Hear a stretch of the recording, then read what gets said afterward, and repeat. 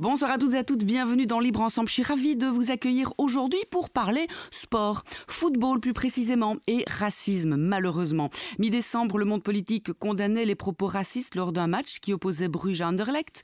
Que ce soit dans le foot ou ailleurs, le racisme n'a pas sa place. Des sanctions sont indispensables. Avait même réagi sur Twitter la ministre wallonne en charge de l'égalité des chances, Christy Moréal. Le club de Bruges a aussi annoncé qu'il allait tout faire pour identifier et interdire de stade les supporters qui ont proféré ces insultes à caractère raciste à l'encontre de Vincent Kompany. Et on est en droit de se poser cette question et on la pose ce soir. Comment expliquer que le racisme soit particulièrement présent dans le foot, bien plus peut-être que dans d'autres sports? C'est à deux experts que je vais poser la question ce soir. Bonsoir messieurs. Libre Ensemble, Catherine Ax, Jacques Nizan. Tout d'abord, Jean-Michel De Waal, professeur en sciences politiques à l'ULB et qui a pour sujet de prédilection justement, entre autres, le sport et la politique. Bonsoir Jean-Michel. Bonsoir. Et Édouard Delruel, professeur de philosophie morale, politique et du droit à l'ULiège et ancien directeur adjoint du Centre pour l'égalité des chances et la lutte contre le racisme. Amateur de foot et joueur de foot également. Bonsoir, oui, Édouard. Oui. Alors messieurs, voilà, je commencerai par vous Jean-Michel. La première question, comment expliquer que ce racisme est particulièrement important dans le milieu du football? Est-ce vrai, n'est-ce pas vrai? Mais moi, ça m'étonne toujours qu'on s'étonne qu'il y ait du racisme dans le sport et dans le football, alors que nous vivons dans une société où le racisme est malheureusement présent un peu partout. Comment s'étonner qu'en Flandre, on rencontre beaucoup ces problèmes quand on a le Vlaams Belang comme premier parti, la NVA comme deuxième parti. Le sport est un reflet de notre société et quelque part penser que le sport pourrait être vacciné contre le racisme, c'est donner au sport un étonnant statut que, à mon avis, il n'a pas. Et donc, le football est pour toute une série de supporters un grand carnaval, souvent festif. C'est un peu une soupape de sécurité. On peut aller crier, insulter, faire des tas de choses que l'on ne fait pas habituellement. Et aussi, eh bien, il est très malheureusement l'occasion de cris de singe, de cris racistes, de cris homophobes qui sont, je pense, le reflet de notre société. Pas plus, pas moins. Pourquoi plus le football? Parce qu'il y a plus de monde, simplement. Je ne pense pas qu'il y ait dans le football...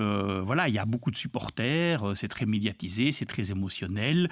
Les supporters jouent un grand rôle dans le football, plus peut-être que dans d'autres sports. Et donc, voilà. Mais... C'est plus qu'il y a autant de racisme dans un match de basket que de football. Mais il y a beaucoup moins, en Belgique en tout cas, il y a beaucoup moins de personnes qui assistent à des matchs de basket. Donc malheureusement, s'il y a des grandes masses, je pense que la possibilité qu'il y ait 5, 10, 20 crétins qui se manifestent comme ça est plus grande. Alors il y a sans doute aussi, dans un certain nombre de clubs, il y a des infiltration par des mouvements d'extrême droite, où il y a des traditions d'extrême droite qui existent dans le football, avec ses racines populaires, avec le rôle qu'il joue. Il est sans doute plus intéressant d'investir dans le football que dans le basket ou dans le volleyball. Pour faire passer des messages. Pour faire passer des messages. Édouard Delruel, est-ce qu'il y a une différence dans le racisme? Est-ce qu'il n'y a qu'un racisme ou plusieurs racismes? Non, je suis tout à fait d'accord avec ce que Jean-Michel De Waal vient de dire, que le football en particulier, c'est vraiment ou le reflet ou le microcosme de la société. Et donc, les mêmes problèmes, par exemple, l'ultranationalisme quand il y a des équipes nationales, la question de l'argent et donc tout le capitalisme, tout ce qu'il y a de plus caricatural dans le capitalisme se retrouve dans les grands clubs de football, la façon dont ils sont gérés. Et donc, c'est pareil aussi avec les supporters. Vous avez le meilleur et le pire. Vous avez, comme on vient de le dire, le caractère festif, le caractère parfois aussi solidaire. Il n'y a pas que l'extrême droite qui infiltre les clubs de supporters. Il y a aussi la gauche, l'extrême gauche. Il y a aussi des clubs de supporters au Standard ou ailleurs, puisque c'est un club que je connais un peu mieux, qui sont antiracistes, qui sont avec des messages d'égalité, etc., qui sont même d'ailleurs plutôt infiltré par le PTB plutôt que par l'extrême droite, tout simplement parce que c'est le reflet de la région liégeoise avec les métallos, etc., etc. Donc le football n'est jamais effectivement que la caisse de résonance, pour ne pas dire le reflet, mais la caisse de résonance qui va peut-être amplifier les côtés positifs et les côtés négatifs de notre société. Et effectivement, aujourd'hui, notre société est complètement gangrénée par le racisme. Donc, il n'y a aucune surprise à ce que le racisme soit un peu partout dans le monde du football. Et il faut évidemment que le milieu du football fasse tout pour, par des campagnes, par des sanctions, on va peut-être y venir, atténuer ce phénomène. Mais à la base, si on veut qu'il n'y ait plus de racisme dans le football, il faut qu'il n'y ait plus de racisme dans la société. Et puis, la deuxième chose que je peux peut-être dire, c'est que quand on parle du football, est-ce qu'on parle des stades ? Ça, c'est un spectacle. Je veux dire, c'est le monde du spectacle. Comme disait Jean-Michel, c'est voilà, exactement. Ou bien est-ce qu'on parle, voilà, où là, le problème est du côté des spectateurs et de l'organisation du spectacle, ou est-ce qu'on parle des petits clubs amateurs où il y a des problèmes aussi, où les parents, par exemple, ne se comportent pas toujours très bien avec leurs enfants, et ne montrent pas toujours le bon exemple, mais où vous avez aussi, dans les petits clubs, des choses formidables qui se font, et un brassage de population, et où les gens, et les petits-enfants notamment, apprennent à se connaître au-delà de leur race, etc. Donc, à nouveau, de quoi est-ce qu'on parle ? Est-ce qu'on parle des stades, ou est-ce qu'on parle des petits clubs amateurs ? Et là, on aura une réalité qui est relativement différente, même si elle n'est pas toute rose dans les petits clubs non plus. Et est-ce que racisme et racisme, c'est la même chose ? Est-ce qu'il y a un racisme ordinaire qu'il faut combattre donc, dans les petits clubs ? Et est-ce qu'il y a un racisme d'infiltration ? Jean-Michel de Waal, est-ce que à Bruges ou en Flandre, il y a effectivement plus de récupération de l'extrême droite qu'en Wallonie, puisqu'on sait qu'elle est plus organisée en Flandre que chez nous. Et comment est-ce que les clubs peuvent faire face à ça ? Je ne sais pas s'il y a racisme et racisme. Moi, je pense qu'il y a un racisme et que voilà, nous avons un ennemi. Je pense effectivement que je suis tout à fait d'accord avec ce qui vient d'être dit. C'est aussi parce qu'on focalise sur ces incidents. C'est parce que Kompany sort du terrain en disant « je donne pas de conférence de presse » que ça fait... ça arrive très souvent, les entraîneurs réagissent peu. Là, il a réagi, tant mieux. À mon avis... Ceux qui ont la clé, une des clés, ce sont les joueurs. C'est vraiment les professionnels quand on parle du racisme. Je pense que s'ils sortaient du terrain, je pense que s'il y avait plus d'attitude comme Kompany, je trouve que c'est dommage qu'il n'a pas interrompu le match. Je pense que il faut des moments comme cela pour vraiment faire avancer les choses. Maintenant, je pense qu'évidemment, ce qui se passe dans le football amateur est aussi dramatique. Entendre des parents crier, avoir des cris de singe pour des gamins de 10 ans, c'est encore plus terrifiant, je trouve. Sans doute moins préparé que Kompany. Voilà, c'est évidemment terrifiant, mais on ne met le projecteur que sur ces aspects-là. Or, dans le football, sans vouloir jouer au bisounours, il y a aussi plein d'actions antiracistes, il y a aussi plein de supporters qui font des choses absolument merveilleuses, mais ça passe moins bien à la télé, c'est moins médiatique, ça permet moins aux hommes politiques de faire du scandale, de chacun faire sa grande déclaration. Et je pense que là aussi, c'est un peu le reflet de notre société où on met vraiment le focus sur des moments, on a bien raison de le faire, mais il est bien dommage aussi qu'on ne mette pas en avant toutes les actions qui sont très très positives, qui sont menées. Il y a au club de Bruges, club que je supporte aussi par ailleurs, des tas de gens qui sont totalement antiracistes. Donc je pense que faire des stéréotypes, voilà, c'est très très dangereux de généraliser. Des clubs qui sont, dit-on, peut-être avec une ADN antiracisme assez importante. On parle souvent de l'Union Saint-Gilloise. Est-ce que ce club est moins raciste ou est-ce que parce qu'il avait moins de visibilité avant, évidemment, mais c'est un club un peu plus petit. Enfin, je vais peut-être fâcher Jean-Michel Dewael parce qu'il est grand supporter de l'Union Saint-Gilloise, mais pourquoi est-ce qu'on dit que l'Union Saint-Gilloise est moins raciste? Mais bon, il y a comme Édouard Deluel l'a dit, il y a des profondes traditions historiques dans les clubs qui sont évidemment liées à l'histoire de la région. Et bon, on connaît l'histoire de la région de Liège et on n'est pas tellement surpris d'avoir au Standard des supporters antiracistes avec des effigies de Che Guevara, des drapeaux palestiniens, enfin voilà, qu'on peut trouver dans d'autres clubs d'ailleurs en Europe. Il y a un certain nombre de signes distinctifs des clubs de gauche. Alors l'Union, c'est étonnant parce que ce n'est pas un club qui a cette tradition-là. Si vous regardez dans les années 50, 60, on ne dit pas de l'Union que c'est un club antiraciste, un club de gauche. C'est un club qui a été, ces 5-10 dernières années, investi par un nouveau public, des changements sociologiques de ce coin-là de Bruxelles. Et ce public-là, ce nouveau public, est marqué effectivement par un antiracisme, par des valeurs positives, par l'idée qu'on ne hue pas l'adversaire, qu'on ne hue pas l'arbitre, qu'on est là pour encourager les siens. C'est évidemment une façon très, très positive et très festive. Mais moi qui ai vu l'Union chuter de première division jusqu'en promotion et qui ai fait tous les déplacements à l'époque, je n'ai pas de souvenir qu'il y avait un message antiraciste à l'époque. Donc c'est un changement sociologique du public qui explique cet antiracisme. Donc le changement pourrait être inversé aussi. Maintenant que l'Union a atteint à nouveau le haut du classement, il pourrait être investi. Je ne pense pas, parce que je pense que le public de l'Union, sociologiquement, est maintenant un public... Et ce public va peut-être changer. Je pense pas qu'il y ait véritablement à Bruxelles un immense public d'extrême droite qui puisse aller voir l'Union. Je pense qu'il y a des clubs dans la périphérie ou d'autres clubs bruxellois plus flamands qui peuvent plutôt attirer ce public-là. Édouard Delruel. Oui, je suis d'accord. De toute façon, la question racisme, antiracisme était une question qui, dans les années 50 et 60, je ne dis pas qu'il n'y avait pas de racisme à l'époque, mais se posait dans d'autres termes qu'aujourd'hui. Et les clubs, si on remonte vraiment à l'origine des clubs, c'est vrai que, par contre, ce qui est intéressant, c'est de voir que les clubs avaient une affiliation politique, ce qu'ils n'ont plus aujourd'hui. Et d'ailleurs paradoxal, puisque le Standard à Liège était plutôt de droite, et c'était plutôt le Football Club liégeois qui était le club de gauche. Et c'est aujourd'hui le Standard qui a un peu repris le côté populaire, métallo.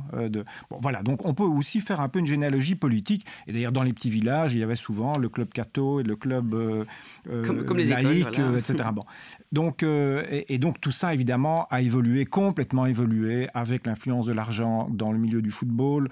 L'Union Saint-Gilloise, aujourd'hui, doit son succès à des investisseurs étrangers et non pas au public, au brave public de Saint-Gilles, avec tout le respect que j'ai pour ce public, qui est effectivement un public bobo dont on ne peut pas attendre qu'il vire au racisme demain, ça c'est certain. Et donc là, pour moi, l'enjeu, c'est plutôt dans chaque écosystème de voir comment on peut soit garder le meilleur, quand, comme à l'Union Saint-Gilloise, on a vraiment le meilleur. Et là où il y a davantage de problèmes, comment on peut concrètement changer les choses.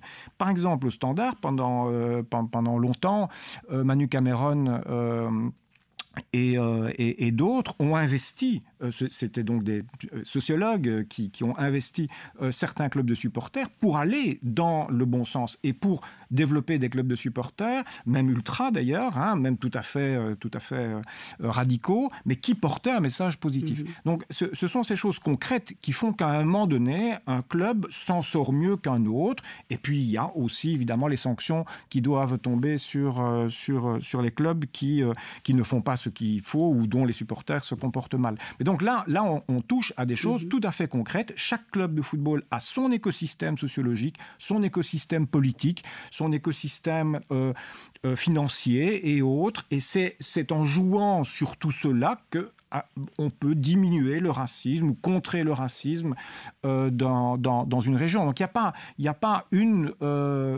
solution pour tous les clubs. Il faut chaque fois regarder dans quel contexte ils se trouvent. À nouveau, les clubs de football, ils font partie d'une sociologie tout à fait concrète.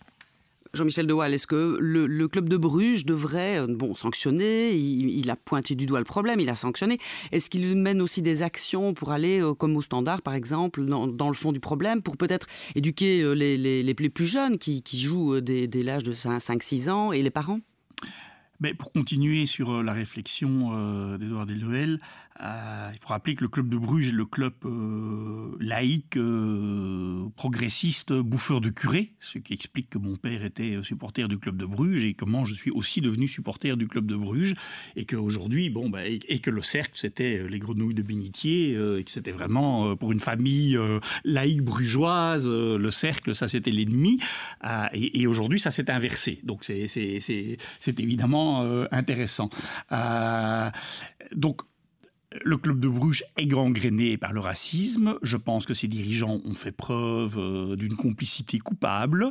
Dans une Flandre où on connaît le climat et où la sensibilité à ces questions-là, y compris des milieux progressistes, est sans doute moins grande que chez nous. Je pense que ça a souvent été un peu représenté, y compris par les dirigeants, comme un espèce de folklore. C'était de l'humour. Voilà. Je pense qu'aujourd'hui, ils ont une vraie difficulté parce qu'ils ont un projet de construire un club européen. Avec un club qui s'installe, pas dans les 20 premiers, mais enfin qui peut petit à petit jouer un rôle au niveau européen. Et alors évidemment, avoir des articles dans la presse européenne sur ces supporters-là, c'est très très embarrassant. Donc moi, je pense que c'est plutôt le sens des affaires et des businessmen brugeois qui vont les faire agir, plus que une sensibilité aux valeurs antiracistes. Je pense que le club de Bruges ne fait pas ce qui est nécessaire, ce qui devrait être fait. Je pense que prendre des sanctions, c'est bien, mais c'est pas suffisant. Moi, je pense qu'il faut mener effectivement, en connaissant le club, des actions positives. En sachant que Liège, c'est pas Bruges, mais qu'il faut aussi faire une immense pédagogie. Moi, j'ai fait tout un moment, j'étais sur les sites de discussion des supporters du club de Bruges, et je me suis rendu compte que, pour eux, le fait de dire qu'Anderlecht, c'était des Juifs, ils ne voyaient pas, honnêtement, en quoi c'était de l'antisémitisme. Pour eux, c'était une blague, c'était... voilà. Et donc, je suis très, très surpris, parce que si on ne fait pas cette pédagogie, mais pas une pédagogie de culpabilisation à la télévision, ou pas, comme on voit des matchs de Champions League, où Messi, Ronaldo et De Bruyne nous disent non racisme, je pense que ça sert vraiment à rien du tout. Mais faire une pédagogie sur le terrain, expliquer le pourquoi et le comment, c'est peut-être parce que je suis pédagogue, mais je pense que la pédagogie... Il y a quand même beaucoup de travail, Jean-Michel de Waal, parce que certains disent que des clubs, des cercles de hooligans sont même infiltrés par exemple, le mouvement identitaire Skilden-Vrienden. Donc il y a vraiment peut-être un travail politique à faire. Évidemment qu'il y a un travail immense à faire. Eux font de la pédagogie dans l'autre sens. Oui, c'est ça. Eux font de la pédagogie dans l'autre sens. Ils ont tous les moyens et ils y mettent les moyens. Et je ne pense pas qu'on va créer une nouvelle dynamique uniquement par la culpabilisation. Je pense qu'il faut expliquer, je pense qu'il faut faire expliquer le pourquoi, le comment. Et puis, il faut des sanctions, mais des vraies sanctions. Des sanctions peut-être sur les clubs alors, Édouard Deloël, Jean-Michel. Sanctions et sur les clubs. Est-ce que l'UEFA, la FIFA, parce que là on parle de la Belgique, mais évidemment le racisme dans le foot est européen et mondial, est-ce qu'il y a de véritables sanctions ou bof ? Oui, il y a quand même des sanctions qui existent pour les clubs et des pressions. On peut toujours trouver qu'elles sont insuffisantes, mais effectivement, et on peut renforcer l'arsenal. D'ailleurs, je ne suis pas spécialiste et je ne sais pas ce qu'on pourrait faire de plus, et il faut toucher au portefeuille, évidemment, des clubs. Mais à nouveau, les clubs vont donc le faire pas tellement pour de bonnes raisons, ils vont le faire plus pour des raisons commerciales que véritablement par conviction. Et donc c'est là où je pense qu'on est d'accord qu'à côté des sanctions qui, par essence, on y répond par intérêt, il faut de la pédagogie, il faut investir les clubs de supporters, il faut avoir des messages positifs qui contrent les messages négatifs. À partir du moment où on a une extrême droite organisée, il faut s'organiser dans le camp démocratique. Et c'est là où il y a un travail fantastique qui est fait. Alors aussi peut-être avec des arrière-pensées politiques de la part de certains partis ou de certains syndicats. Mais moi, je préfère ça. Et ça, c'est finalement la vie politique et la vie démocratique. Voilà, donc je pense que les sanctions, il en faut, mais ce n'est de toute façon pas suffisant. Ce n'est pas, là je suis tout à fait d'accord, c'est pas avec des sanctions d'un côté et des campagnes de pub où on voit deux joueurs dire que le racisme c'est mal qu'on va diminuer le racisme. C'est évidemment un travail beaucoup plus en profondeur qui doit être mené. C'est parce qu'il existe depuis toujours aussi, vous disiez Jean-Michel Doal, depuis 50 ans, le racisme dans le football est présent, sauf qu'aujourd'hui on en parle un peu plus et que les médias s'en emparent. Oui, et même durant l'entre-deux-guerres, le racisme a toujours existé, donc donc on a peut-être fait, en fait, c'est peut-être une phase positive de sanctions, de libération de la parole, on va vers un mieux alors finalement. Heureusement, sur un certain nombre de dossiers, notre société progresse et ce qui pouvait être dit et fait, y compris à l'Union Saint-Gilloise quand j'étais jeune, ne peut plus être dit aujourd'hui. Mais ça, c'est aussi tout le travail de pédagogie vis-à-vis de supporters qui s'étonnent que ça fait 30 ans qu'ils chantent ça et puis on leur dit qu'ils ne peuvent plus chanter ça. Et donc, il faut... Vous savez, pour moi, c'est tout le problème de l'évolution de notre société. Un certain nombre de personnes se sentent larguées par l'évolution de cette société. Et le problème est de savoir qu'est-ce qu'on fait avec ces personnes qui se sentent des perdants de la mondialisation, des personnes qui ne comprennent pas que notre société évolue par rapport à tous les problèmes sociétaux où la société a, de façon, à mon avis, sur un certain nombre de dossiers très positifs, évolué, mais c'est pas évident. Le mariage pour tous, l'adoption des enfants par des couples homosexuels, c'est pas évident pour tous. Peut-être dans nos milieux, c'est évident, mais et je pense qu'on manque là beaucoup de pédagogie.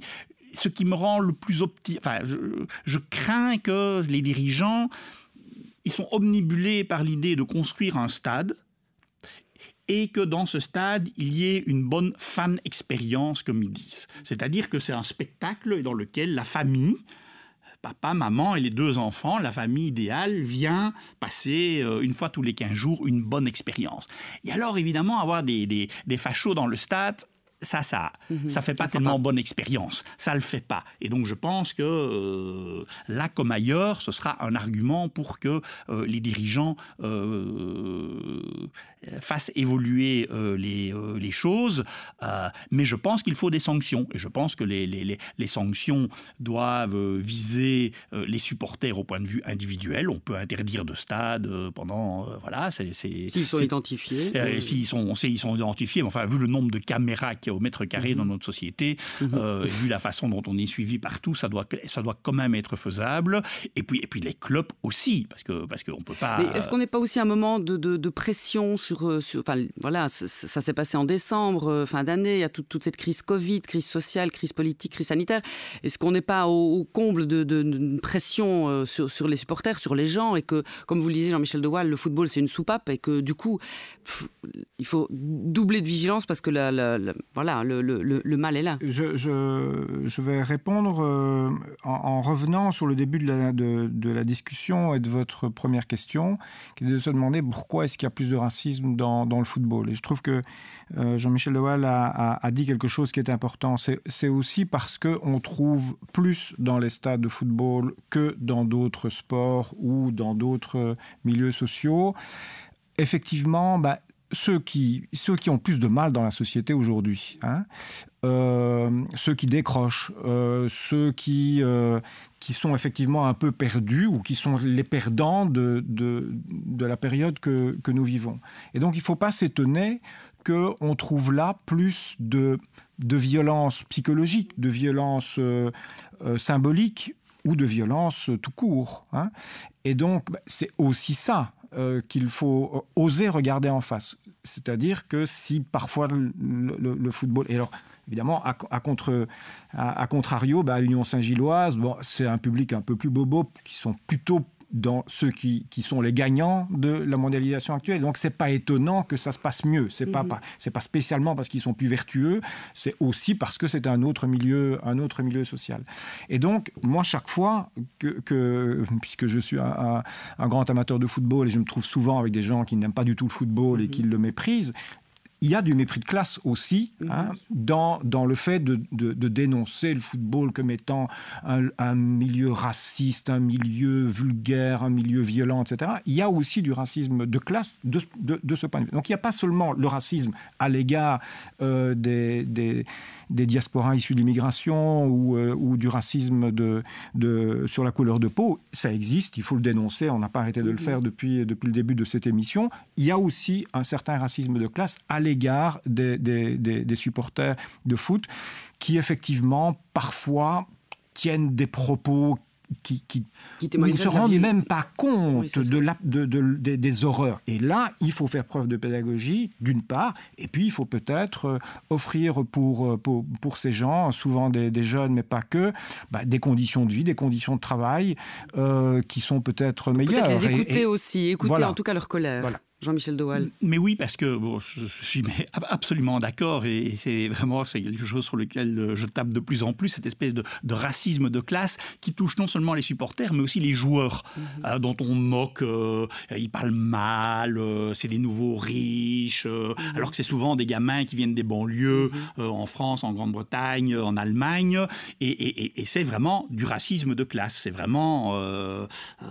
Ribéry est un exemple absolument parfait. Ce type parle 4 ou 5 langues, mais il est représenté partout comme un débile. Et parce que le football reste encore pour une petite part de la population un moyen d'ascension sociale.